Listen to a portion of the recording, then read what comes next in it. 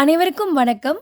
படிச்சு முடிச்சுட்டு எப்படியாவது ஒரு காம்படிட்டிவ் எக்ஸாம் கிளியர் பண்ணி, அரசு பணியில செட்டில் ஆகணும் அப்படிங்கிற ஆர்வத்தோட இருக்கிற விஷுவலி சேலஞ்ச்ட் பெர்சனா நீங்க. அதுவும் இந்த ஜூலை 2025ல நடக்க இருக்கிற டிஎன்பிஎஸ்சி குரூப் 4 கிளியர் பண்ணி, எப்படியாவது ஒரு அரசு பணியாளர் ஆகணும் அப்படிங்கிற டிட்டர்மினேஷனோட இருக்கீங்களா? உங்களுக்காக தான் ஒரு சிறப்பான அப்டேட் ஆன்சல்வன் ட்ரிபிள் சிலேருந்து நமக்கு கிடைச்சிருக்கு. ஆன்சல்வன் ட்ரிபிள் சில கம்மிங் ஜான்வரி 2025லேருந்து டிஎன்பிஎஸ்சி குரூப் 4க்கான கோச்சிங் கிளாஸஸ் ஸ்டார்ட் பண்ணுறாங்க. முதல் கட்டமாக இவங்க 100 பேரை அனுமதிக்கிறாங்க. இதில் ரொம்ப சிறப்பான விஷயம் என்னென்னா, நீங்கள் இருந்த இடத்துல இருந்தே ஜூம் மூலமாக ஆன்லைன் கிளாஸஸில் இவங்களுடைய வகுப்புகளை அட்டன் பண்ணிக்கலாம். சிறப்பான பயிற்சி வகுப்புகள் மட்டும் கிடையாது, குரூப் டிஸ்கஷன்ஸ் இருக்குது. நம்ம சரியான முறையில் தான் படிக்கிறோமா அப்படின்னு அசஸ் பண்ணுறதுக்காக every week model test conduct பண்ணுறாங்க. எக்ஸாமுக்கு தேவையான புக்ஸ் அண்ட் ஆடியோ புக்ஸும் இவங்களே ப்ரொவைட் பண்ணுறாங்க. இதெல்லாம் பார்த்ததுக்கப்புறம் நானும் இதில் ஜாயின் பண்ணணும், இந்த 100 பேரில் ஒருத்தராக இந்த பயிற்சி வகுப்புகளை அட்டன் பண்ணணும் அப்படின்னு நீங்கள் ஃபீல் பண்ணிங்கன்னா, ஒரு கூகுள் ஃபார்மை நீங்கள் ஃபில் பண்ண வேண்டியது இருக்கும். டிசம்பர் 15க்குள்ளே ஃபில் பண்ணி அனுப்பணும். ஸோ இந்த கூகுள் ஃபார்ம்க்கான லிங்க் டிஸ்கிரிப்ஷனில் இருக்குது. நீங்களும் இந்த 2025ல நடக்க இருக்கிற டிஎன்பிஎஸ்சி குரூப் 4 கிளியர் பண்ணி ஒரு சிறப்பான அரசு பணியாளராக என்னுடைய வாழ்த்துக்கள். தொடுகை பார்வையற்றோரின் படைப்பாக்க தளம். உரையாடலும் உரையாடல் நிமித்தமும். தொடுகை வாசகர்களுக்கு வணக்கம். பார்வையற்றவர்களுக்கு கற்பிப்பதில் சிறந்த ஆசிரியர் என தமிழக அரசிடம் விருது பெற்றிருக்கிறார் டாக்டர் அனுஷியா அவர்கள். இன்று நாம் அவரை சந்திக்க போகிறோம். அவரிடம் சிறிது உரையாடலாம், வாருங்கள். வணக்கம் டீச்சர்.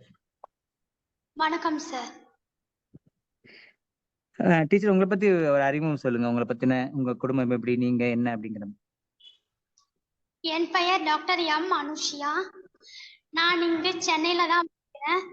சென்னையில பூந்தமல்லியில பானவேடு தோட்டம் அப்படின்ற ஒரு கிராமத்துல நான் பிறந்து வளர்ந்தது எல்லாமே இந்த சென்னையில தான். என்னோட பள்ளி படிப்புன்னு பாத்தீங்கன்னா, நான் வந்து 8வது வரைக்கும் 6வது வரைக்கும் கவர்மெண்ட் ஸ்கூல்ல படித்தேன். அதுக்கப்புறம் 7வது 8வது 9வது பூந்தமல்லி ஹோலி கிரசன்ட் மெட்ரிகுலேஷன் ஸ்கூல்ல தமிழ் மீடியம் தான் படித்தேன்.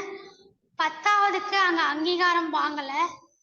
அதனால எங்களோட பானவேடு தோட்டத்துல இருந்து ஒரு 2 கிலோமீட்டர் கொளப்பஞ்சேரி அரசு மேல்நிலை பள்ளியில தான் நான் 10ஆம் வகுப்பு படித்தேன். மீண்டும் 11 12வது வகுப்பு வந்து ஹோலி கிரசன்ட் மெட்ரிகுலேஷன் ஸ்கூல்ல படித்தேன். அதன் பிறகு நான் வந்து பிஎஸ்சி மேக்ஸ் பருத்திப்பட்டு ஆவடிக்கிட்ட மகாலட்சுமி காலேஜ் அங்கதான் பிஎஸ்சி மேக்ஸ் பண்ணேன். அதுக்கு பிறகு பார்த்தீங்கன்னா MSc IT alpha arts and science college Porur, இங்கதான் என்னோட ஃபர்ஸ்ட் பிஜி முடிச்சேன். அந்த பிஜி முடிச்சுட்டு அந்த 1 இயர் கேப்ல பேங்க் எக்ஸாம் எழுதினேன். அதுக்கப்புறம் கவர்மெண்ட் ஸ்கூல்ல பிடி பிரைவேட் டீச்சராகவும் அந்த பானவேடு பஞ்சாயத்துல இருக்கிற லைப்ரரியில நான் ஒர்க் பண்ணேன். அதன் பிறகு நான் வந்து அந்த கவர்மெண்ட் ஸ்கூல்ல ஒரு ஹெட் மாஸ்டர் கொடுத்த ஊக்கத்தினால நான் வந்து national institute Poonamallee visually impact பர்சனுக்கான ஒரு நேஷனல் இன்ஸ்டிடியூட்ல நான் பிஎட் ஸ்பெஷல் எஜுகேஷன் முடிச்சு ஒரு 6 வருஷம் பாரிவாக்கம் பஞ்சாயத்து இபி ஆஃபீஸ்ல ஆஃபீஸ் ஒர்க்கும் டெலிஃபோன் ஆப்ரேட்டராகவும் நான் ஒர்க் பண்ணியிருக்கேன். அதன் பிறகு 2017ல் என்ஐபிஹெச்ல ஒரு ஆப்பர்ச்சுனிட்டி கிடைச்சிது. நான் எங்க பிஎட் படிச்சேனோ அந்த இடத்துல டிப்ளமோக்கு கெஸ்ட் ஃபேக்கல்ட்டியா மேத்தமெட்டிக்ஸ், என்னோட மேஜர் சப்ஜெக்ட் வந்துட்டு மேத்தமெட்டிக்ஸ். ஸோ டிப்ளமோக்கு அப்போ நான் ஸ்டார்ட் பண்ணது வந்து mathematics, how to teach mathematics. So அப்படியே என்னோட லைஃப் சைக்கிள் போயிட்டே இருந்துச்சு. இல்லை சைட் பை சைட் நான் வந்து வீட்டில் மாலை நேரம் டியூஷன் எடுத்தேன். இது இல்லாம நிறைய ஒரு பார்ட் டைம் ஜாப்லாம் போயிருக்கேன். அதன் பிறகு கொரோனா வந்துருச்சு. நம்ம எல்லாருக்குமே தெரியும். இதுல நான் 2017 நான் எப்ப NIVSல ஜாயின் பண்ணனோ அப்ப வந்து நான் ஆட்டோமேட்டிக் வீல் சேர் அதுக்கு அப்ளை கவர்மெண்ட்ல. அது 2 வருஷம் கழிச்சு 2019 கொரோனா டைம்ல ஜூன் மாசம் எனக்கு வீட்டுல கொண்டு வந்து கொடுத்தாங்க. அதன் பிறகு என்னோட வாழ்க்கை பயணம் இந்த வீல் சேர்ல தான் வந்துட்டு தொடங்குச்சு. அதன் பிறகு நான் வந்து 2020-22 பேட்ச் காரைக்குடியில MEd special education visually impaired அந்த எம்எட் கோர்ஸ் நான் ஜாயின் பண்ணேன். 2022 எம்எட் கோர்ஸ் முடிச்சுட்டு சங்கல் autism learning centre Kolappancheri Poonamallee அங்க 2 வருஷம் ஒர்க் பண்ணியிருக்கேன். அந்த இடத்துல வந்து கம்ப்யூட்டர் டீச்சரா ஃபர்ஸ்ட் அப்பாயின் ஆனேன். அதுக்கப்புறம் ஆஃபீஸ் ஒர்க் பார்த்துருக்கேன். அங்க ரிசப்ஷனிஸ்டா பார்த்துருக்கேன். அப்புறம் லாஸ்டா நான் ரிலீவ் ஆகும் போது வொகேஷனல் டீம்ல நாங்க ஒர்க் பண்ணியிருக்கேன். அதன் பிறகு 2024 அரசு பார்வையற்றோர் மேல்நிலைப்பள்ளி புவியந்தவள்ளியில கன்சால்டேட் பே அதன் அடிப்படையில கவர்மெண்ட் அப்பாயின்மெண்ட் பண்ணாங்க. அது வந்து கன்சால்டேட் பே அந்த மெத்தட்ல அப்பாயின்மெண்ட் கொடுத்தாங்க. அது ஒரு சில இஷ்யூஸ்னால கோர்ட் ஆர்டர் டெர்மினேட் பண்ணிட்டாங்க. அதன் பிறகு நான் எப்பவுமே பணியாற்றி இருந்த NIVSல கெஸ்ட் ஃபேக்கல்ட்டியா கன்டினியூ பண்ணிட்டு இருக்கேன் இப்ப வரைக்கும். மிக்க நன்றி மேடம். அதாவது நம்ம வந்து நேயர்களுக்கு வாசகர்களுக்கு தெளிவா சொல்லிடுவோம் அது என்ன சிக்கல் அப்படிங்கிறது. அது ஒரு சின்ன கோர்ட் ஆர்டர்னால யாரையும் இப்போதைக்கு கன்சல்டேட் பேர்ல போட வேணாம் அப்படின்னு துறையிலிருந்து வந்த ஒரு உத்தரவுனால அவர்கள் திரும்ப செல்ல வேண்டிய நிலை ஏற்பட்டது அப்படின்னு கேள்விப்பட்டோம். மற்றபடி நீங்க ஒரு கணித ஆசிரியர், கணிதத்தை எப்படி கத்துக் கொடுக்கணும் மாணவர்களுக்கு அப்படிங்கிறத பத்திலாம் ஒரு புத்தகங்கள் எழுதிருக்கீங்க. முதல்ல இப்போ உங்களுக்கு என்ன அகவை டீச்சர்? இப்ப என்னோட வயசு வந்து 38. ஹேண்டிகேப் அப்படின்னு சொல்லக்கூடிய அதுல உட்பிரிவு பாத்தீங்கன்னா தசை சிதைவு நோய் மஸ்குலர் டிஸ்ட்ரோஃபில எனக்கு கொடுத்திருக்க சர்டிபிகேட் அப்படி பாத்தீங்கன்னா ஸ்பைனல் மஸ்குலர் அட்ராஃபி இத வந்து என்ன வந்து கேட்டகரைஸ் பண்ணிருக்க டிசபிலிட்டி. இதை பத்தி கொஞ்சம் சொல்லுங்களேன், எங்களுக்கு தெரிஞ்சுக்கணும்னு ஆசையா, அதாவது விருப்பமா இருக்கு. எங்களுக்கு தெரியாது அவ்வளவா, விழிப்புணர்வுக்காக கேட்கிறேன். இந்த மஸ்குலர் டிஸ்ட்ராஃபி மற்றபடி உங்களை கேட்டகரைஸ் பண்ணிருக்குது, இதை பத்திலாம் சொல்லுங்க. அதுல என்ன சிரமம் இருக்கு, என்னதெல்லாம் அதெல்லாம் இயலாமைகள் இருக்கு அப்படிங்கறத பத்தி. இது பிறவியில இருந்து உங்களுக்கு குறைபாடா எப்படிங்கிறதெல்லாம்? இது வந்து பிறவி குறைபாடுன்னு கிடையாது. இந்த மாதிரி குழந்தைங்க வந்து பிறக்கும் போது நார்மலா எப்படி எல்லாருமே இருக்காங்களோ அதே மாதிரிதான் பிறப்பாங்க. ஆனா இது என்ன சொல்ல வராங்க டாக்டர்னா, இது வந்து ஒரு தலைமுறையில இருந்து அடுத்த தலைமுறைக்கு தான் பாதிக்கணும்லாம் கிடையாது. ஒரு 3 தலைமுறை முன்னாடி இல்ல 4 தலைமுறை முன்னாடி அத மாதிரியும் உங்க வீட்டுல யாருன்னா இருந்திருக்கலாம். இது வந்து DNA மூலமா வரக்கூடியது அப்படின்னு சொல்றாங்க. இப்ப நம்ம எல்லாருக்குமே தெரியும், நெப்போலியன் சார் பையன் இருக்காங்க இல்லையா, வந்துட்டு மஸ்குலர் டிஸ்ட்ராஃபி தான். இது எல்லாருக்குமே மாறுபடும்.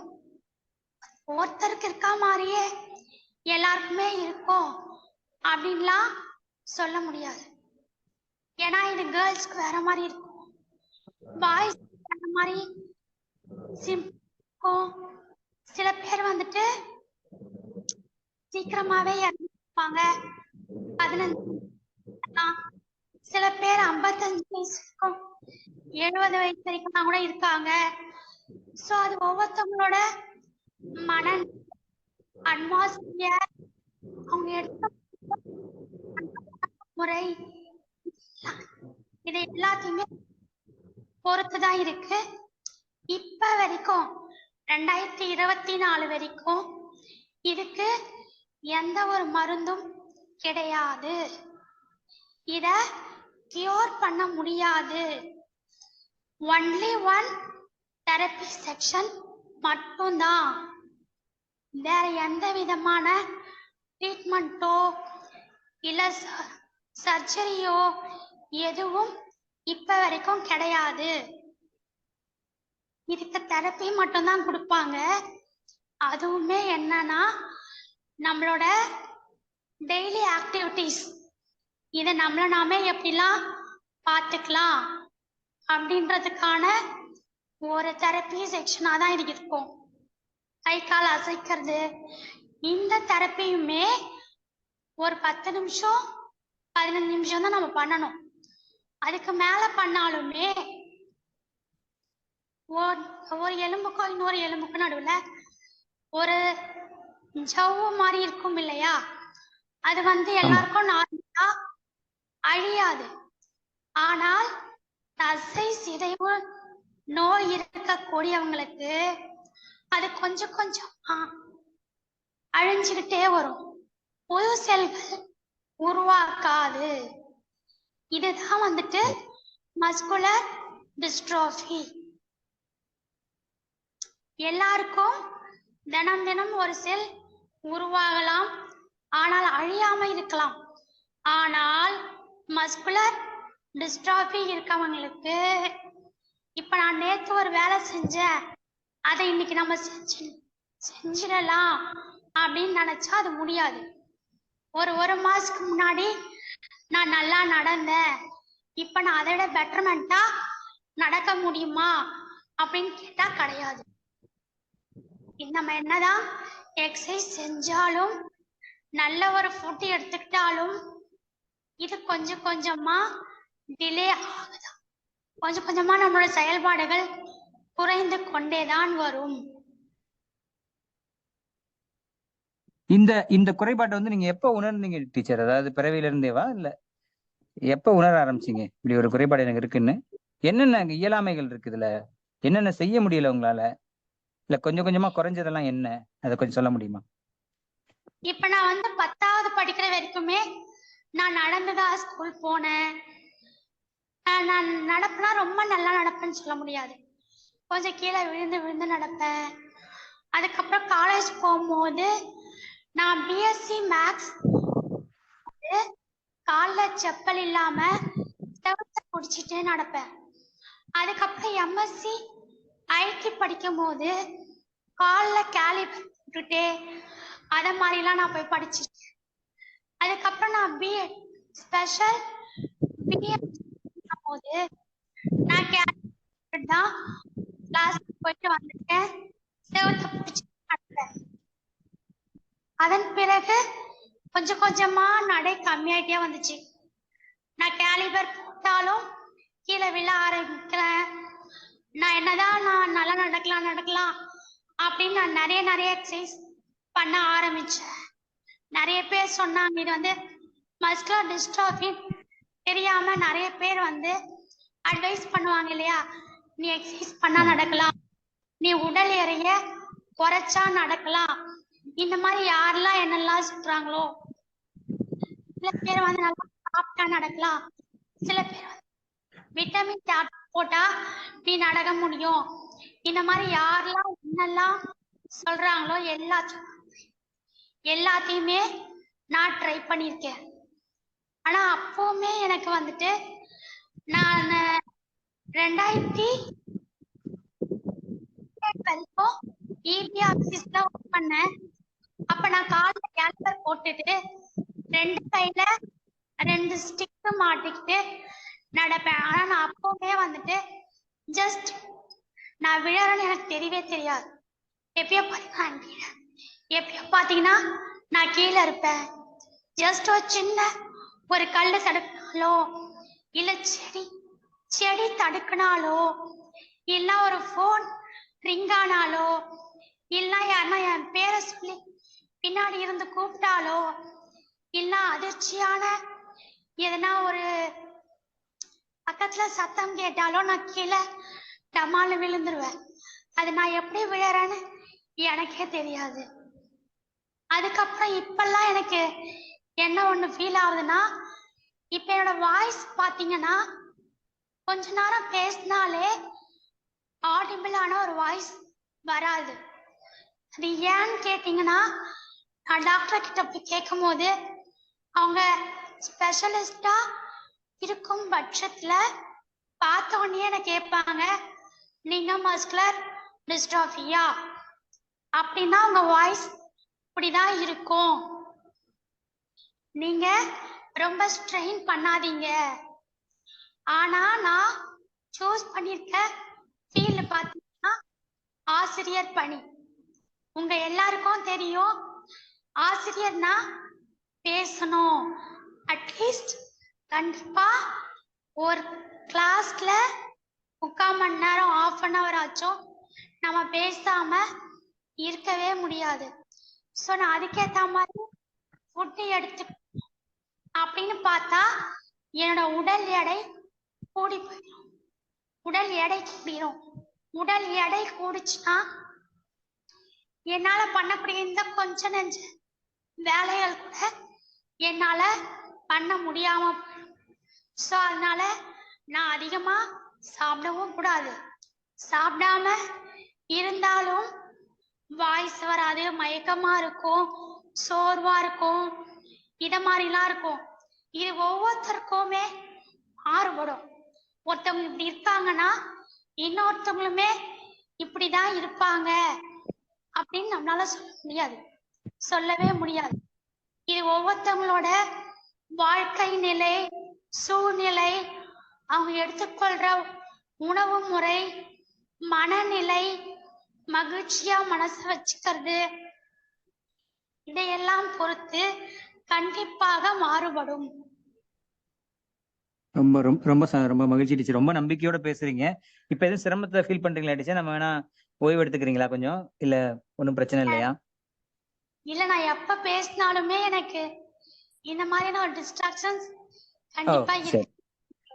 சரி, அப்ப நம்ம தொடரலாம் தானே? ஆ டீச்சர், இப்போ இந்த மஸ்குலர் டிஸ்ட்ராஃபி வந்து இவ்வளவு சிரமங்கள் இருக்கு, எல்லாம் சரி. ஆனா நீங்க ஏன் பார்வையற்றோருக்கு கற்பிக்கிறத ஸ்பெஷலைஸ்டா எடுத்தீங்க? என்ன காரணம்? இல்ல வேற ஸ்பெசிபிக்கா காரணம் இருக்கா, இல்ல அதுதான் இருந்ததா? எனக்கு வந்து நான் ஃபர்ஸ்ட்லாம் நான் பிஎஸ்சி மேக்ஸ் எம்எஸ்சி ஐட்லாம் படிக்கும்போது ஓகே நம்மளால கையில வந்து சாக் பீஸ்ல எழுத முடியாது, அதனால நான் டீச்சிங் ஃபீல்டு வந்து ஒத்து வராது அப்படின்னு நான் நினைச்சிருந்தேன். எங்க அம்மா நான் 12th முடிக்கும் போதே நீ டீச்சரா போகணும், நான் உன்னை டீச்சர் ட்ரைனிங்ல சேர்த்து விடுறேன், நீ டீச்சரா போ. ஏன்னா அவங்க வந்து புடவை வியாபாரம் பண்ணாங்க. அப்ப அவங்க ஸ்கூலா போயிட்டு டீச்சருங்கெல்லாம் புடவை விற்பனை செய்வாங்க. ஸோ அதெல்லாம் பார்த்துட்டு எங்க அம்மாவுக்கு ஒரு தாட் ப்ராசஸ், நம்ம பொண்ணு ஒரு டீச்சரா போகலாம். ஆனா எனக்கு என்ன தோணுச்சுன்னா, சாக் பீஸ் பிடிச்சி எழுத முடியாது, நிக்க முடியாது, ஸோ நம்ம டீச்சராலாம் போக வேணாம் அப்படின்றதுக்காகவே நான் தள்ளி போட்டே வந்தேன். ஸோ ஒரு கட்டத்துல எங்க அம்மாவோட ப்ரெஷர், அது மட்டும் இல்லாம நான் எம்எஸ்சி ஐடி முடிச்சுட்டு கவர்மெண்ட் ஸ்கூல்ல பிரைவேட் டீச்சரா ஒர்க் பண்ணேன். 1 to 8th செக்ஷன் வரைக்கும், 1ஆம் வகுப்பு முதல் 8ஆம் வகுப்பு வரை நான் எடுத்தேன். அப்ப நான் புதுசா ஒரு உலகத்துக்குள்ள போறேன். என்ன அப்படி புதுசா பாக்குறேன்னா, ஏணி படித்து குழந்தைகளுக்கு கல்வி கட்ட முடியும். That is called ladder method. So அப்ப நம்ம போர்ட்ல எல்லாம் எழுதணும்ன்ற ஒரு அவசியம் இல்லை. கார்டு எடுத்துட்டு வர சொல்லிட்டு நம்ம அதை பக்கத்துல உட்கார வச்சு ஒரு குரூப் ஆக்டிவிட்டி மாதிரி சொல்லி கொடுக்கறதுக்கான ஒரு வாய்ப்பு இருக்கு. ஸோ நம்மளாலையும் டீச்சரா ஆக முடியும் அப்படின்ற ஒரு தாட் ப்ராசஸ் எனக்குள்ள கிரியேட் ஆச்சு. உடனே நான் வந்துட்டு பிஎட் ஜாயின் பண்ணலாம் அப்படின்னு நான் தேடும் பொழுது இங்க பூந்தமல்லியில நேஷனல் இன்ஸ்டிடியூட்ல ஒரு ஆட் பார்க்குறேன், ஒரு பேனர் பார்க்குறேன். ஸோ நான் அதுக்கு அப்ளை பண்ணுறேன். எனக்கு அதுக்கான குவாலிஃபிகேஷன்ஸ் இருந்துச்சு. அதனால எனக்கு வந்து பிஎட் சீட் கொடுத்தாங்க. நான் பிஎட் படிக்கும் போதே கோயம்புத்தூர்ல அவினாஷி லிங்கம் அப்படின்னு ஒரு இன்ஸ்டியூட் இருக்கு, அவினாஷி. ஸோ நான் அப்ளை பண்ணேன். பட் நான் கீழெல்லாம் விழுவேன் அப்படின்றதுனால என்னால் அங்கே போய் தனியாக ஹேண்டில் பண்ண முடியாதோ. ஏன்னா அப்போ நான் வந்து என்கிட்ட வீல் சேர் கிடையாது. நான் நடப்பேன், கீழே விழுவேன், யாருன்னா தான் என்னை வந்து தூக்கிடலாம் விடணும். ஸோ அப்படி ஒரு சுச்சுவேஷன்ஸ் இருக்கும்பொழுது எனக்கும் ஒரு தயக்கம். நான் எங்கள் வீட்லேயும் அவ்வளவா சொல்லலை. ஸோ அதனால வந்துட்டு அந்த ஒரு ஆசையை மனசுக்குள்ளேயே வச்சுட்டு இருந்தேன். அதுக்கப்புறமா ஒரு கொஞ்சம் வருஷம் இபி ஆஃபீஸ்லாம் ஒர்க் பண்ணிட்டு அதுக்கப்புறமா திருப்பி நான் நேஷனல் இன்ஸ்டியூட்ல வந்து ஒரு கெஸ்ட் ஃபேக்கல்ட்டியாக ஒர்க் பண்ணிட்டு எனக்கு ஒரு ஆப்பர்ச்சுனிட்டிஸ் கிடைக்க திருப்பியும் அவினாஷி லிங்கம் போகலாம் அப்படின்னு சொல்லிட்டு நான் திருப்பி அப்ளை பண்ணுறேன். எனக்கு சீட் கிடைக்குது. ஆனால் அப்பயும் என்னால் போக முடியல. பிகாஸ் என் ஃபேமிலி எனக்கு சப்போர்ட்டிவாக இருக்க மாட்டாங்க. நான் இப்போ எங்கன்னா போகிறேனாக்கா என்னை என்கரேஜ் பண்ணுறதோ நீ போ நான் வரேன் கூட அப்படின்லாம் பண்ண மாட்டாங்க. ஒன்லி பிக்கப் ட்ராப் அந்த மாதிரி தான் எங்கள் அப்பா இருப்பாங்க. இப்போ நான் எங்கன்னா ஹாஸ்டலில் போய் தங்கணும் அப்படின்னா கூட எங்கள் அம்மா என் கூட வந்து ஸ்டே பண்ணோன்னா ரொம்ப பயப்படுவாங்க. அது மட்டும் இல்லாமல் அவங்களுக்கு ஊர்லேருந்து வேற எங்கன்னா ஊருக்கு போகணுன்னா எனக்கே தெரியாது, நான் எப்படி உன்னை கூட்டிகிட்டு போக முடியும்? உன்னை கூட்டிகிட்டு போனா 2 பேர் வேணும். லெஃப்ட் அண்ட் ரைட், லெஃப்ட் சைடில் ஒருத்தவங்க பிடிச்சிக்கணும், ரைட் ஹேண்ட் சைட் ஒருத்தவங்க பிடிச்சிக்கணும். உன்னை பஸ் ஏற்றி கூப்பிட்டு போகிறதெல்லாம், ட்ரெயின் ஏற்றி கூப்பிட்டு போகிறதெல்லாம் ரொம்ப கஷ்டம். இந்த மாதிரிலாம் அவாய்ட் பண்ணுவாங்க. ஸோ அந்த சமயத்தில் தான் கொரோனா 2020 அப்போ நான் வந்து ஆன்லைன்லேயே அப்ளை பண்ணேன். நம்ம அங்கே போகணுன்னு அவசியம் இல்லை, ஆன்லைன்லேயே அப்ளை பண்ணிக்கலாம். அதுக்கப்புறம் ஒரு 1.5 வருஷம் ஆன்லைன்லேயே எக்ஸாம்ஸ்லாம் போச்சு. அதுக்கப்புறமா ஒரு 6 மாதம் எனக்கு 2019 வீல் சேர் கிடைச்சதுனால அப்போ எனக்கு இன்னும் கொஞ்சம் கான்ஃபிடென்ட் வந்துச்சு. ஓகே, நம்மளால தனியாக சர்வைவல் பண்ண முடியும் அப்படி சொல்லிட்டு. ஸோ நான் காரைக்குடிக்கு ஹாஸ்டலில், யூனிவர்சிட்டி ஹாஸ்டல் எனக்கு ப்ரொவைட் பண்ணாங்க. ஒரு சில ப்ராப்ளம் அங்கேயும் போச்சு. நீங்கள் வந்து மஸ்குலர் டிஸ்ட்ரோஃபி உங்களால் தனியாக ஹேண்டில் பண்ண முடியாது, வீல் சேர் பர்சன், உங்களுக்கு நாங்கள் ஹாஸ்டல் தரமாட்டோம் அப்படிலாம் நிறைய ப்ராப்ளம்லாம் போச்சு. ஸோ அதை சார்ட் அவுட் பண்ணி அங்கே போய் ஒரு 6 மாதம் தங்கி என்னோட ப்ராஜெக்ட் எல்லாத்தையுமே நான் முடிச்சுட்டு தான் சென்னைக்கு திரும்பி வந்தேன். ஸோ அந்த சமயத்தில் தான் எனக்கு வந்து ப்ராஜெக்ட் பண்ணணும் அப்படின்னு ஒரு 4th செமஸ்டரில் எம்எட் படிக்கணும்னா ப்ராஜெக்ட் முடிச்சா தான் எம்எடுக்கான ஒரு குவாலிஃபிகேஷன் பூர்த்தி அடைஞ்ச மாதிரி. ஸோ அப்போ என் மனசுக்குள்ள தோணுன ஒரு தாட் என்னன்னா, நான் டிப்ளமோ கிளாஸ் இருக்கும் போது 2017 அப்போ வந்து நேஷனல் இன்ஸ்டியூட்ல தான் கிளாஸ் எடுத்தேன். ஸோ அங்கே வந்து சைட்டட் பர்சன் இருப்பாங்க, ப்ரொவிஷன் இருப்பாங்க. அப்படி இருக்கும் போது நான் maths how to teach mathematics அப்படின்னு ஒரு சப்ஜெக்டை டீச் பண்ணும்போது அங்கே இருக்க விஐ ஸ்டூடெண்ட்லாம் வந்துட்டு, விஷுவலி இம்பேர்ட் ஸ்டூடெண்ட்லாம் வந்துட்டு, எங்களுக்கு மேக்ஸ்னாலுமே ரொம்ப கஷ்டம், எங்களுக்கு யாருமே வந்து சொல்லித்தர மாட்டாங்க, நாங்கள் 10th வரைக்கும் தான் படிச்சிருக்கோம், அதுவுமே வந்து நாங்கள் பாஸ் பண்ணி வெளில வர அளவுக்கு தான் நாங்கள் படிச்சிருக்கோம் அப்படின்னு சொல்லும்போது, உங்களுக்கு யார் சொன்னா மேக்ஸ் அது வந்து ரொம்ப கஷ்டம்னு? மேக்ஸ்ன்றது எல்லாருக்குமே பொதுவான ஒரு சப்ஜெக்ட் தான். அதுவும் நீங்க வந்து காலையில எழுந்ததுல இருந்து இரவு தூங்குற வரைக்குமே மேக்ஸ் தான் யூஸ் பண்றீங்க, அது நீங்க தெரியாமலே யூஸ் பண்றீங்க மேக்ஸ்லாம் அவ்வளோ பெரிய கஷ்டமான ஒரு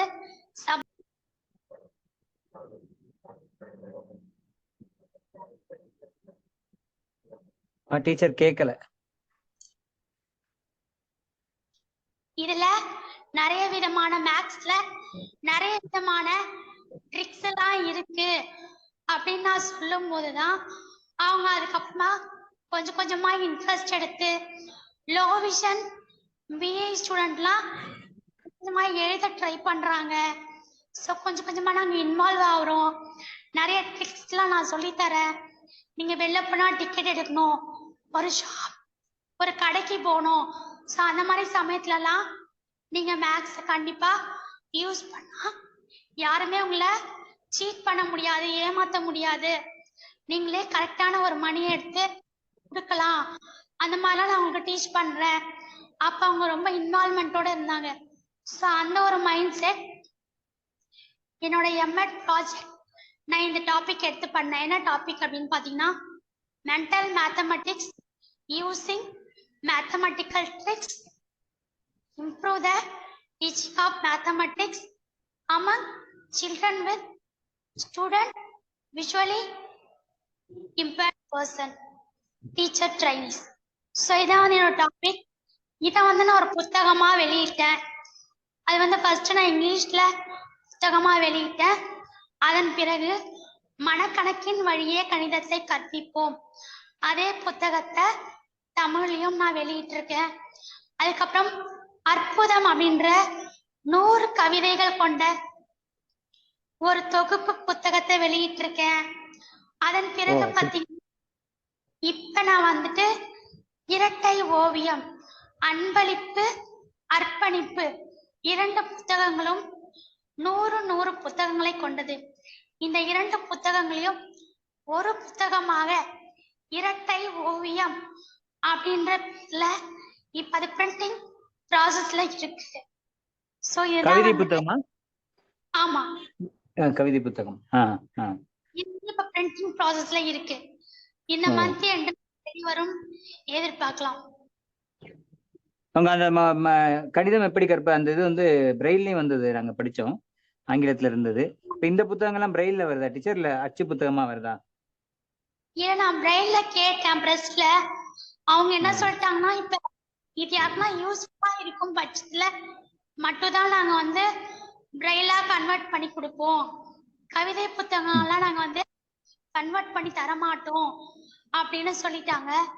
ஸோ என்னால அந்த கவிதை புத்தகத்தை கன்வெர்ட் பண்ண முடியல. ஒன்னும் பிரச்சனை இல்லை டீச்சர். இப்போ டீச்சர் உங்க குடும்பம் அது ஒன்றும் பிரச்சனை இல்லை. இப்ப குடும்பம், உங்க குடும்பம் வந்து எப்படி வறுமை சூழல் கொண்ட குடும்பம் தானா, இல்ல ஓரளவு மத்திய தர குடும்பமா எப்படி? இல்ல ரொம்ப வறுமைன்னு சொல்ல முடியாது, ரொம்ப ஹை லெவல் குடும்பம் அப்படின்னு சொல்ல முடியாது. ஒரு மீடியம் நடுத்தர குடும்பம் அப்படின்னு சொல்லலாம். என் கூட பிறந்தவங்க 2 அண்ணா ஒரு அக்கா, எல்லாருக்குமே கல்யாணம் ஆயிடுச்சு. குழந்தைகளுக்கு தனித்தனி குடும்பம். இப்ப நானும் எங்க அம்மாவும் மட்டும் சொந்த வீட்டுல வசிக்கிறோம். இப்போ பார்வையற்றோருக்கு நீங்க கற்பிக்கிற சிறந்த ஆசிரியராக இந்த ஆண்டு மாற்றுத்திறனாளி தினத்துல முதல்வர் உங்களுக்கு விருது கொடுத்திருக்கிறாரு. அந்த விருதை பத்தி சொல்லுங்க டீச்சர். எலன் கெல்லர் அவார்டு கொடுத்திருக்காங்க. Helen Keller award. இது வந்து நான் சிறந்த ஆசிரியர்களா பார்வையற்ற மாணவர்களுக்கு கிளாஸ் எடுத்திருக்கேன் அப்படின்ற ஒரு சிறந்த ஒரு கேட்டகரியில நான் வாங்கியிருக்கேன். ஒரு டிசேபிள் பர்சனா இருந்து 4 பிஜி முடிச்சிருக்கேன். கவிதை புத்தகம்லாம் வெளியிட்டிருக்கேன். நிறைய அவார்டு வாங்கியிருக்கேன், ரிவார்டு வாங்கியிருக்கேன், ரெக்கார்டு அச்சீவ் பண்ணியிருக்கேன்.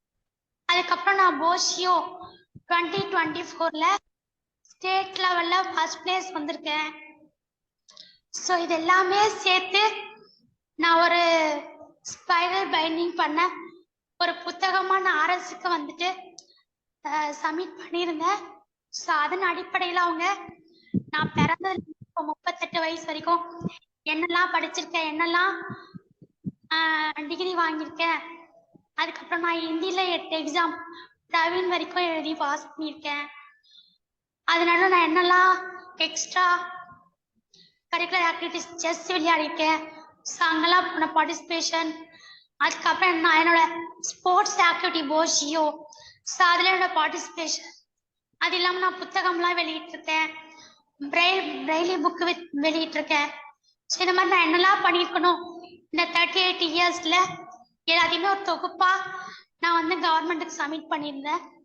அதன் அடிப்படையில் என்னை சிறந்த ஆசிரியர் ஹெலன் கில்லர் அவார்ட் 2024க்கான ஒரு அவார்டு வந்து நம் தமிழ்நாடு முதலமைச்சர் ஸ்டாலின் அவர்கள் கையால வியாழக்கிழமை காலை தலைமைச் செயலகத்துல வைத்து கொடுக்கப்பட்டது.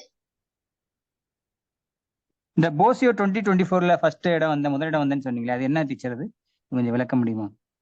இப்ப வந்து கை கால் ரொம்ப அசைக்க முடியாதவங்க, ரொம்ப வயிறு தூக்க முடியாதவங்க எல்லாம் இந்த boccia game, muscular dystrophy, spinal injury, so இந்த மாதிரி முதுகுத்தண்டு பாதிக்கப்படுத்தவங்க, அந்த மாதிரி டிசபிள் பர்சன்லாம் வந்து இந்த போஷியோ கேம் விளையாட முடியும்.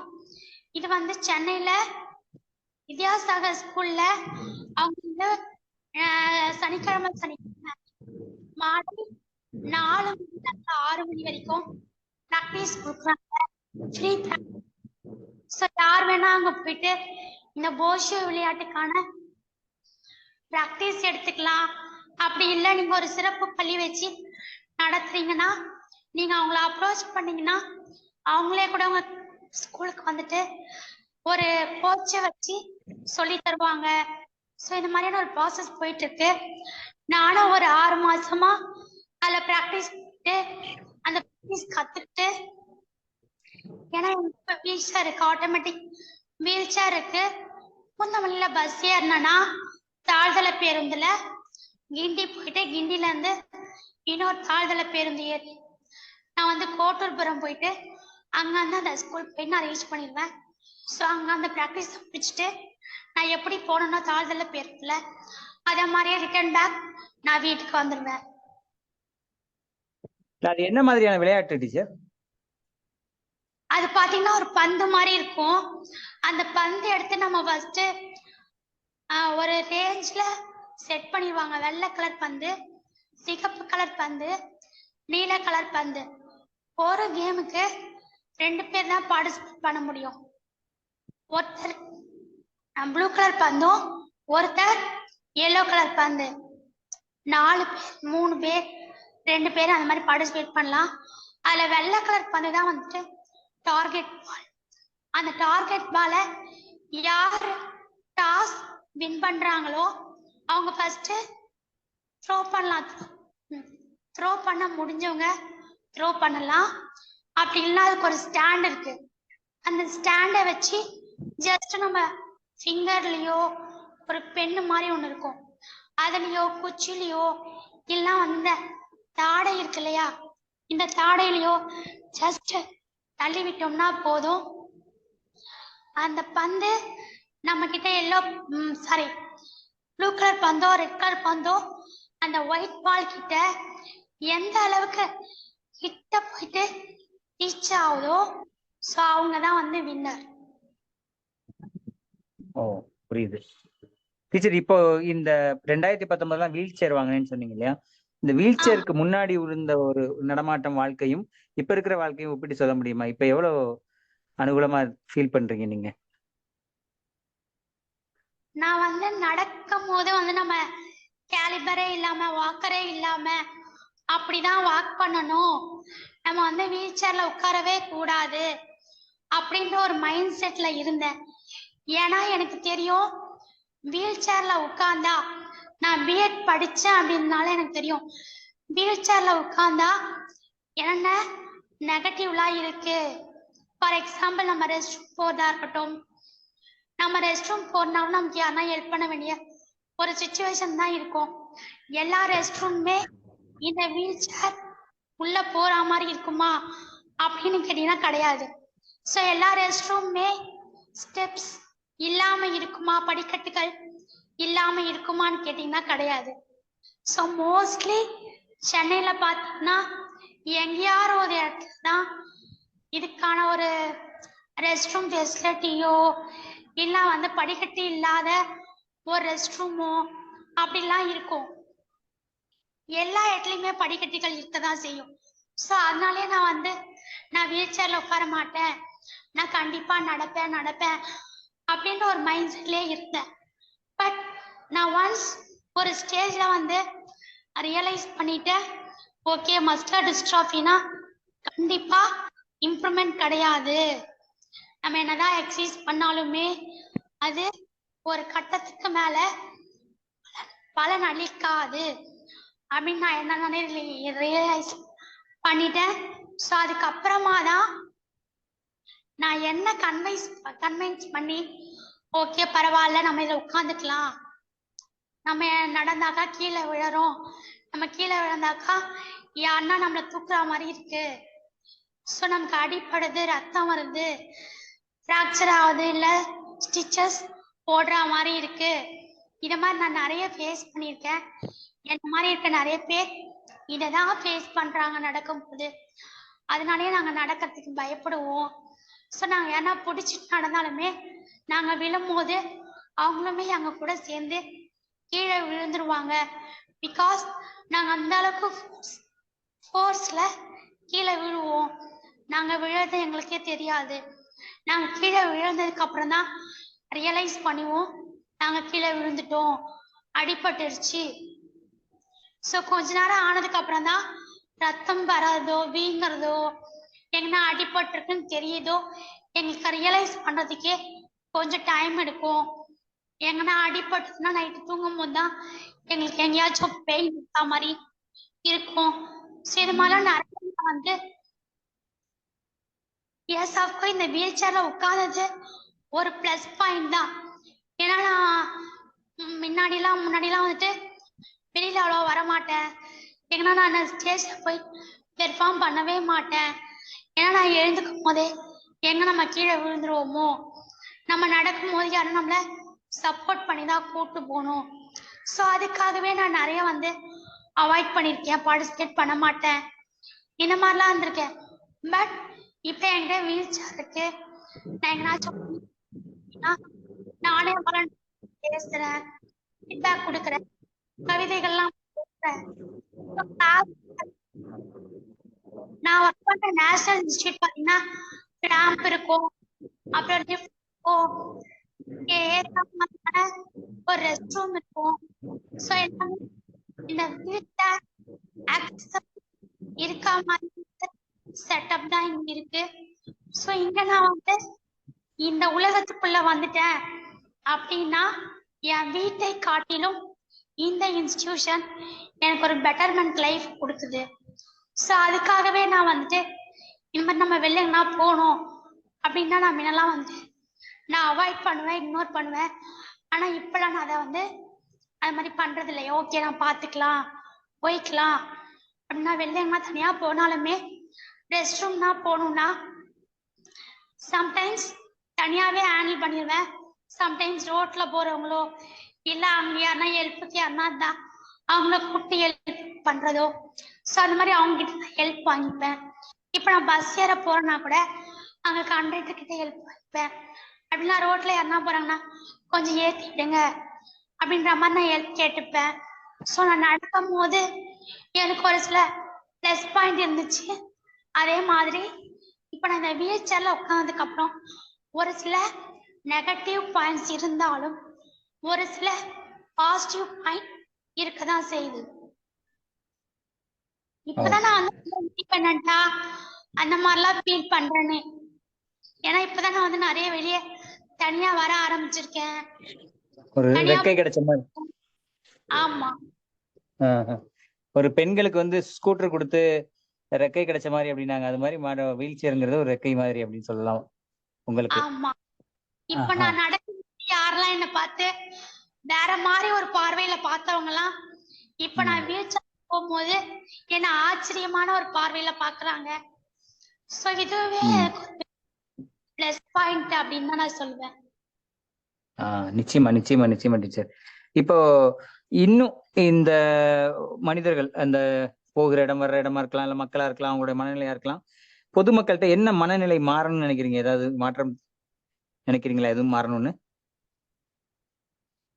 இப்ப நாங்க கோயிலுக்கு போகும்போது ஆகட்டும், எல்லாம் வந்து நாங்க பஸ்ல போகும்போதாகட்டும், இவங்கெல்லாம் எதுக்கு வெளியில வராங்க, இவங்க ஏறுற பஸ்ல நாங்க ஏறவே மாட்டோம், இனிமே இந்த மாதிரி பஸ்ல நாங்க வரவே கூடாது, அந்த மாதிரி சில பேர் பேசுவாங்க. அதுக்கப்புறம் நாங்க ஏதாச்சும் ஒரு மேரேஜுக்கு போறோம்னா, இவங்களாம் எதுக்கு இங்க கூப்பிட்டு வந்தீங்க, இவங்களால நடக்க முடியல, இவங்களாம் எதுக்கு இங்க கூப்பிட்டு வரீங்க, இந்த மாதிரி சுப நிகழ்ச்சிகள்லாம் பார்த்தாக்கா அவங்க மனசுலயும் ஒரு ஏக்கம்லாம் தோன்றும், நீங்க இந்த மாதிரிலாம் கூப்பிட்டு வராதீங்க அப்படின்னு பேசுற நிறைய மனிதர்கள் இருக்கதான் செய்யறாங்க. ஒரு சில பேர் வாலண்டியரா வந்துட்டு பஸ் ஏறும்போது ஹெல்ப் பண்ணுவாங்க. சில பேர் வந்து நாங்க வந்து ஹெல்ப் பண்ணட்டுமாமா அப்படின்னு கேட்பாங்க. ஸோ இந்த மாதிரி நிறைய சுச்சுவேஷன்ஸ் அமையதான் செய்யுது. நாங்களும் நிறைய ஸ்ட்ரகிள்ஸ், நிறைய கருத்து பரிமாற்றம் செய்யறோம். இப்ப நான் பஸ் விட்டுருக்காங்க, தாழ்தல எதுக்கே வந்து அங்க உயிரை வாங்குறீங்க அப்படிலாம் பேசுவாங்க. நாங்க அவங்களையும் சமாளிச்சுதான் போனோம். ஒரு சில கண்டக்டர்லாம் வந்துட்டு நாங்க ரோட் கிராஸ் பண்ணட்டுமா, பண்ணி விடட்டுமா அப்படிலாம் கேட்பாங்க. ஸோ அந்த மாதிரியான ஒரு சில பேரும் இருக்காங்க. இத மாதிரியான ஒரு சில நபர்களையும் நம்ம கடந்துதான் செல்ல வேண்டியது இருக்கு. சரி, அது பொதுமக்களை பொறுத்த வரைக்கும் சக மாற்றுத்திறனாளிகள் இருக்காங்களே, இப்போ உங்க மஸ்குலர் டிஸ்ட்ராஃபியா இருக்கலாம், இல்ல பார்வையற்றவரா இருக்கலாம், அவர்கள்ட்ட எல்லாம் வந்து எப்படி பழக முடியுது, அவருடைய மனநிலை எப்படி இருக்குன்னு நினைக்கிறீங்க? இப்ப நீங்க வந்து ஒரு மஸ்குலர் டிஸ்ட்ராஃபி, நீங்க வந்து ஒரு பார்வையற்ற தேசிய நிறுவனத்துடைய கிளையில வந்து பணியாற்றுறீங்க. இது எப்படி இருக்கு உங்களுக்கு இந்த அனுபவம்? இப்ப அந்த பார்வையற்ற மனிதர்கள் இருக்க இந்த உலகத்துக்குள்ள வந்துட்டேன்னா இங்க எல்லாரையுமே நான் ஈஸியா ஹேண்டில் பண்ண முடியும்.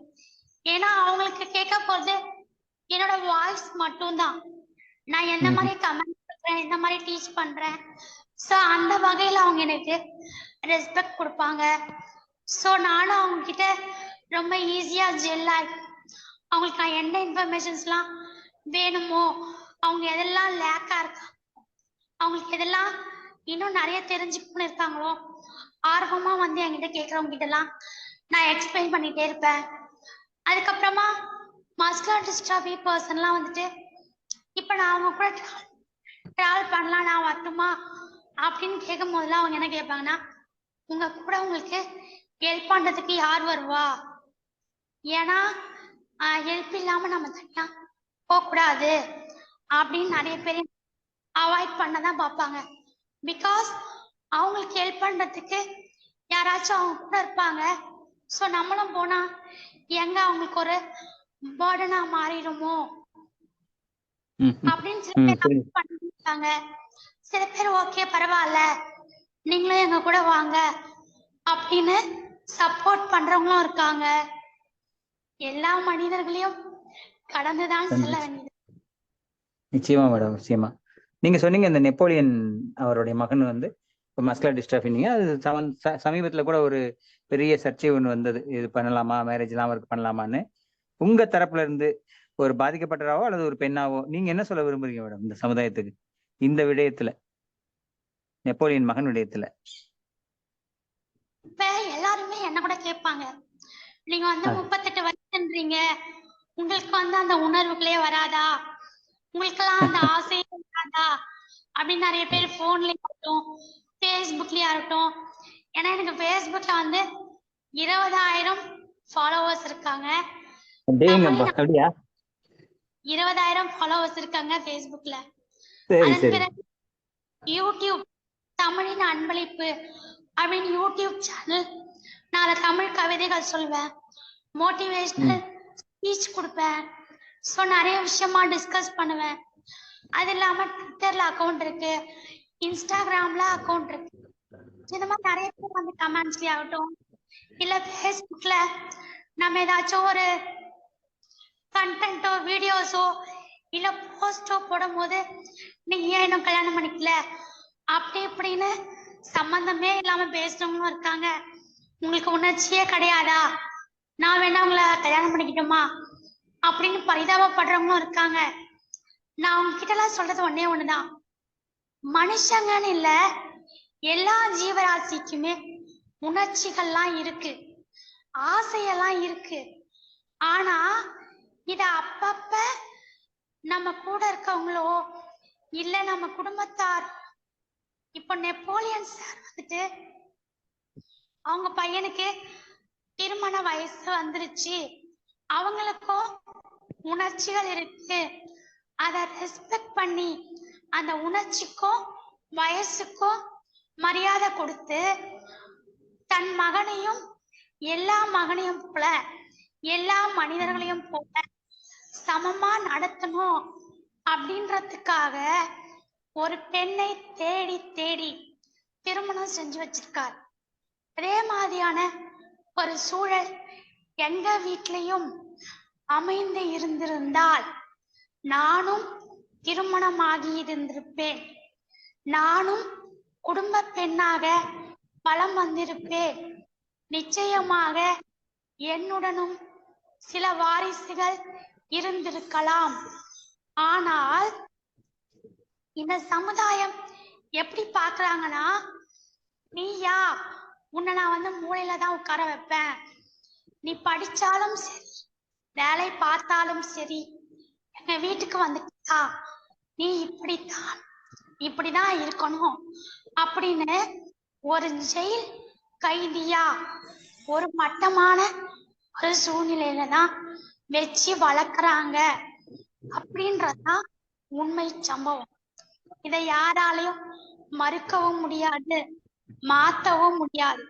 நம்ம என்னதான் படிச்சிருந்தோம், நம்ம என்னதான் புக் எல்லாம் வெளியிட்டு இருந்தாலும், என்னதான் பண்ணாலும், என்னதான் ரெக்கார்ட் பண்ணாலும், என்னதான் அச்சீவ்மெண்ட் பண்ணாலும், அவங்கள பொறுத்த வரைக்கும் நான் ஒரு மாற்றுத்திறனாளி அல்ல, ஊனமுற்ற ரொம்ப உதவிகரமற்ற ஒரு பெண்ணாக மட்டுமே பார்க்கக்கூடிய ஒரு சமுதாய அமைப்பு என்பது இருக்கத்தான் செய்கிறது. இத யாராலையும் மாற்ற முடியாது. நான் மாத்தணும்னு நினைச்சு போராட்டம் 38 வயசு வரைக்கும் போராடிட்டே என்னை புத்தி வச்சாங்க. நான் வேலைக்கு போல, ஒரு வீட்டுல இருக்கும் போது நல்லா படிக்க வச்சதே வேஸ்டோ அப்படியெல்லாம் பேசினாங்க. அதெல்லாம் நான் என் காதார கேட்டிருக்கேன். அதுக்கப்புறமா நம்ம ஒரு சாப்பாடு கேட்கும் போதோ இல்ல நம்ம என்ன வெளியில போனோம் அப்படின்னு கேட்கும் போதோ, உன்னை யாரு கூட்டிட்டு வரதுல, உன்னை யாரு இழுத்துக்கிட்டு போயிட்டு இழுத்துக்கிட்டு வர்றது, இத மாதிரியான நிறைய சம்பவங்கள் நடக்கத்தான். இதையெல்லாம் தாண்டிதான் வந்துட்டு இருக்கோம். இதையெல்லாம் உடைச்சி தூளாக்கிட்டுதான் நாங்க ஏதாச்சும் பண்ணணும்.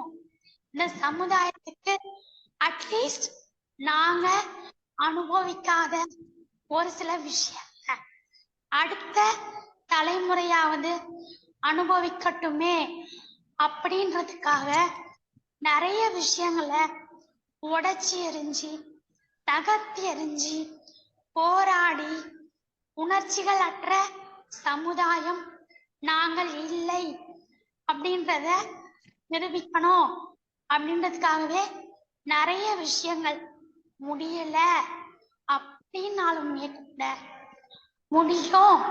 முடிஞ்ச வரைக்கும் பயணம் செய்யலாம் அப்படின்ற ஒரு போராட்ட குணத்தோட 38 வயசுலயும் நமக்கும் திருமணம் நடக்கும் அப்படின்ற ஒரு பாசிட்டிவிட்டியோட என் பயணம் தொடர்கிறது.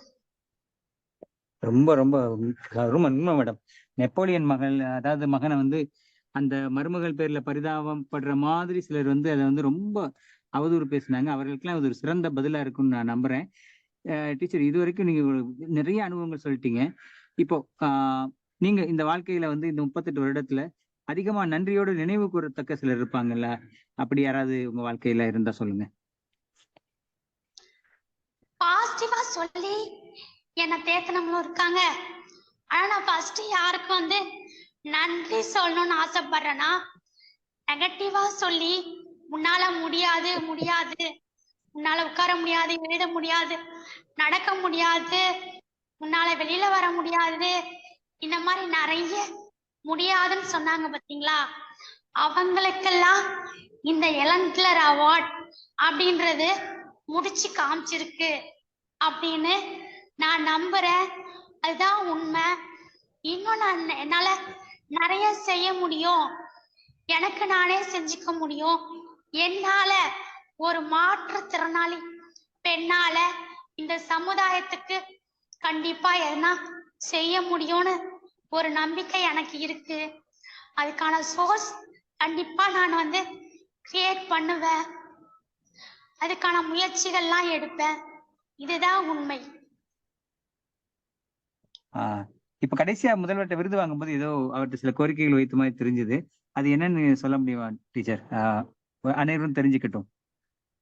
இப்ப நம்ம வந்து மஸ்குலர் டிஸ்ட்ராபிக்லாம் கவர்மெண்ட்ல வந்துட்டு ஆட்டோமேட்டிக் வீல் சேர் கொடுக்குறாங்க. இது வந்து மோட்டரைஸ்டு வீல் சேர்.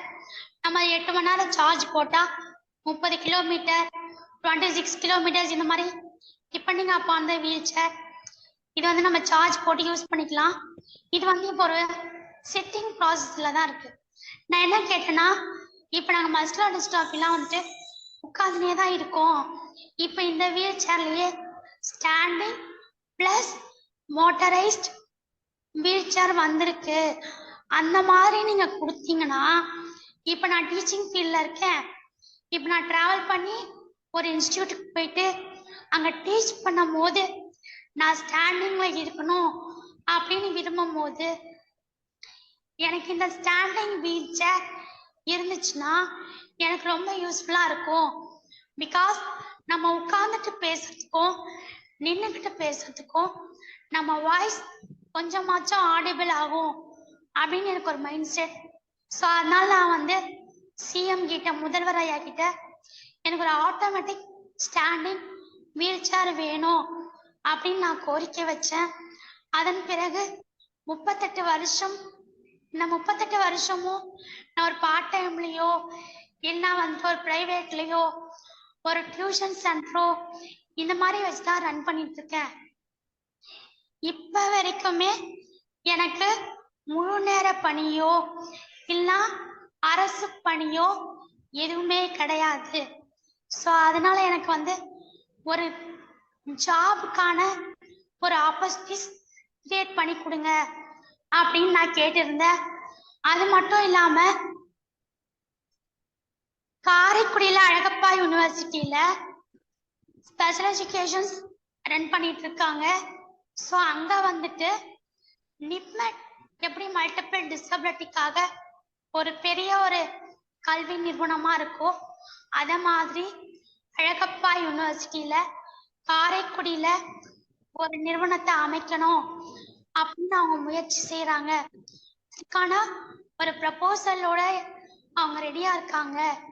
ஸோ உங்ககிட்ட ஒரு அப்பாயின்மெண்ட் கிடைச்சதுன்னா உங்ககிட்ட வந்துட்டு அவங்களோட கோரிக்கைய சொல்லலான்னு அவங்க இருக்காங்க சார் அப்படின்னு நான் அவர்கிட்ட கேட்டிருந்தேன். ஸோ இந்த wheelchair, automatic wheelchair provide பண்ணதுக்காக நிறைய அமைச்சர்கள்லாம் என்கிட்ட தொலைபேசியில லைன்ல வந்து அதுக்கான ப்ராசஸ் இருக்கு. ஸோ அவங்க சொல்லியிருக்காங்க இன்னொரு 10 டேஸ்க்குள்ள உங்களுக்கு automatic plus standing wheelchair தலைவர் சிஎம் அவர்கள் ப்ரொவைட் பண்ணுவாங்க, நீங்க நம்பிக்கையோட இருங்க, தலைமைச் செயலகத்துக்கு வந்துட்டு இந்த ஒரு வீல் சேரை நீங்க கண்டிப்பா வாங்கிட்டு போகலாம் அப்படின்னு சொல்லியிருக்காங்க. ஸோ அந்த ஒரு புத்தகம் படித்துல ஏதாவது பொழுதுபோக்குகள் இருக்கா? பொழுதுபோக்குன்னு கேக்குறீங்களா? நான் வந்து டிவி பார்ப்பேன், எல்லாம் புக் படிப்பேன், கவிதை எழுதுவேன். ஆமா. கவிதை புக் போடுறதுக்கான அந்த எடிட்டிங் ப்ராசஸ் இல்ல மிஸ்டேக்ஸ் அந்த மாதிரிலாம் பார்ப்பேன். ஸோ நான் ஒரு டீச்சிங் ப்ரொஃபஷன்ல இருக்கிறதுனால மாணவர்களுக்கு டீச் பண்ணதுக்கான அந்த ஒரு மெட்டீரியல்லாம் கிரியேட் பண்றது, அதுக்கப்புறம் செஸ் விளையாடுவேன், அதுக்கப்புறமா நிறைய கேம்ஸ் எதனா இருந்துச்சா அதை விளையாடுவேன். டெய்லி ரொட்டீன் ஆக்டிவிட்டிஸ் எல்லாம் இருக்கும். ஸோ இந்த மாதிரி போஷோ கேம்ஸ்லாம் சாட்டர்டே போவேன். இந்த மாதிரி வேற எங்கன்னா ஸ்போர்ட்ஸ் ஆக்டிவிட்டிஸ் இருந்தா அங்க போவேன். அதுக்கப்புறமா நான் வந்து ஈரோடு போயிருக்கேன். ஈரோட்டுக்கு வந்துட்டாங்க எனக்கு மஸ்குலர் டிஸ்ட்ராஃபிக்காக 2 month ஒன்ஸ் மந்த்லி ஒன்ஸ் வந்துட்டு அங்க மெடிசன்ஸ் ஆயுர்வேதிக் மெடிசன்ஸ் கொடுப்பாங்க. ஸோ அங்கெல்லாம் நான் போய் வாங்கிட்டு வருவேன். இந்த மாதிரி நிறைய இருக்கு. ஓ நாங்க கேட்ட கேள்விகளை தாண்டி உங்களுக்கு ஏதாவது சொல்லணும்னு இருக்கா? இல்ல நாங்க ஏதாவது மிஸ் பண்ணிருந்தா நீங்க கூட அப்படியே சொல்லலாம் யோசிச்சு. இப்ப இந்த அவார்டு டீச்சர் கொடுக்குறாங்க கேக்குதா? கவர்மெண்ட். எஸ் கேக்குது சார். எஸ் இப்ப இந்த கவர்மெண்ட்ல வந்து நிறைய அவார்டு கொடுக்குறாங்க, நிறைய ஸ்கீம்லாம் இருக்கு. இது எல்லாமே வந்துட்டு மக்களை சென்றடைஞ்சிடுச்சா, முழுமையா சென்றடைஞ்சிடுச்சா அப்படின்னு கேட்டீங்கன்னா அது ஒரு மிகப்பெரிய கேள்விக்குறி அப்படின்னு தான் சொல்லணும். ஏன்னா மாசம் மாசம் வரக்கூடிய பென்ஷன் அமௌண்ட்டே நிறைய பேருக்கு வராம இருக்கு. அப்புறம் பாத்தீங்கன்னா மற்ற ஸ்டேட்ல எல்லாம் வந்துட்டு மாசம் மாசம் கொடுக்குற பென்ஷன் அமௌண்ட்டே 6000 8000 இருக்கும்போது நம்ம தமிழ்நாட்டுல மட்டும் 2000 1500 இந்த மாதிரிலாம் இருக்கும் பட்சத்துல ஒரு மாற்றுத்திறனாளிகளுக்கு ஒரு உணவு கொடுப்பது என்பது மிகப்பெரிய ஒரு பொருளாதாரம் கண்டிப்பா தேவை. அவங்களுக்கு இந்த 2000 1500 கண்டிப்பா பத்தாது அப்படின்றதுதான் உண்மை. ஸோ இது இன்னும் கொஞ்சம் கூட்டி கொடுக்க மாற்றுத்திறனாளிக்கு ஊக்கத்தொகையோ இல்லைன்னா பென்ஷன் அமௌண்ட்டோ இன்னும் கொஞ்சம் மற்ற ஸ்டேட்ல எல்லாம் எப்படி 6000 அந்த மாதிரி தராங்களோ இத மாதிரிலாம் நீங்க நிறைய கொடுக்கலாம். மஸ்குலர் டிஸ்ட்ராஃபிக்லாம் அவங்களுக்கு என்ன மாதிரியான வீல் சேர் வேணுமோ, அவங்களுக்கு என்ன மாதிரியான ஃபெசிலிட்டிஸ்லாம் வேணுமோ அதை கேட்டுட்டு அதுக்கேற்ற மாதிரி நீங்க ப்ரொவைட் பண்ணலாம். ஜஸ்ட் எல்லா வீல் சேரை மாதிரியும் மஸ்குலர் டிஸ்ட்ராஃபிக்கும் தராம அவங்களுக்கு எது செட் ஆகுமோ யூஸ்ஃபுல்லா இருக்குமோ அத மாதிரி கொடுத்தீங்கன்னா எல்லாருக்குமே அது வந்து பயனுள்ளதா இருக்கும். நீங்க அறிவிக்கிற ஸ்கீம் எல்லாம் மேடையோட நின்று விடாமல் தமிழ்நாட்டுல அறிவிக்கிற ஸ்கீமா இருக்கட்டும், சட்டமா இருக்கட்டும், மாற்றுத்திறனாளிகளுக்கு கொண்டு வரக்கூடிய எந்த ஒரு செயலாகட்டும் பேப்பர்லயோ வாய் வார்த்தை மூலியமாகவோ அல்லது சட்டம் மூலியமாகவோ கொண்டு வந்து அதோடு நின்று விடாமல் களப்பணியாற்றி மக்களிடம் சென்றடையுமாறு முதல்வர் அவர்கள் முன்னெடுத்து இந்த பணியினை சிறப்பாக இப்போது நடக்கின்றது. மேலும் சிறப்பாக மக்களை சென்றடையும் வண்ணம் செய்து கொடுத்தால் மக்களுக்கு நாங்களும் ஒரு மனிதர்களே, நாங்களும் இந்த சமுதாயத்தில் மாற்றுத்திறனாளிகள் மாற்றத்தை உருவாக்க நாங்கள் வந்து கொண்டிருக்கிறோம், எங்களுக்கான வாய்ப்புகளை கொடுத்து விடுங்கள் அப்படின்னு அனைத்து அமைச்சர்களிடமும் முதல்வர் அவர்களிடமும் வேண்டி விரும்பி கேட்டுக்கொள்கின்றேன். ரொம்ப ரொம்ப நன்றி டீச்சர். இவ்வளவு நேரம் எங்களுக்கு பொறுமையா நாங்க கேட்ட கேள்விக்கெல்லாம் பதில் சொன்னீங்க. உங்களை பத்தி நிறைய விஷயங்கள் நாங்க தெரிஞ்சுக்கிட்டோம். ரொம்ப நம்பிக்கையோட இந்த உலகத்தையும் பொதுமக்களையும் மற்றவர்களையும் எதிர்கொள்றீங்க. இந்த நம்பிக்கையும் இந்த நல்பயனும் தொடர வாழ்த்துக்கள். நீங்கள் நினைத்ததெல்லாம் கைகூடவும் வாழ்த்துக்கள் டீச்சர். ரொம்ப நன்றி. Thank you sir. இந்த ஒரு ஆப்பர்ச்சுனிட்டி கிரியேட் பண்ணி கொடுத்ததுக்கு உங்களோட டீம் மெம்பர்ஸ் எல்லாருக்கும் ரொம்ப நன்றி. வணக்கம். ரொம்ப நன்றி டீச்சர். ரொம்ப நன்றி. இந்த ஆப்பர்ச்சுனிட்டிங்கிறது எங்களுக்கு தான் ஆப்பர்ச்சுனிட்டி. ரொம்ப நன்றி டீச்சர். தொடுகை பார்வையற்றோரின் படைப்பாக்க தளம். உரையாடலும் உரையாடல் நிமித்தமும்